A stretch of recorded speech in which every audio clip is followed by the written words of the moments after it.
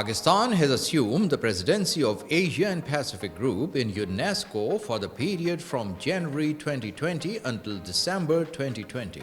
His Excellency Monsieur Moin-ul-Haque, Ambassador of Pakistan to France and Permanent Delegate to UNESCO, will lead the group for the year 2020. Indonesia will be the Vice Chair, while Republic of Korea will be the Secretary of the group. It's pertinent to mention here that UNESCO has 6 regional groups, with Asia-Pacific being the second largest with 44 member states. Pakistan remains committed to UNESCO's principles enshrined in its constitution.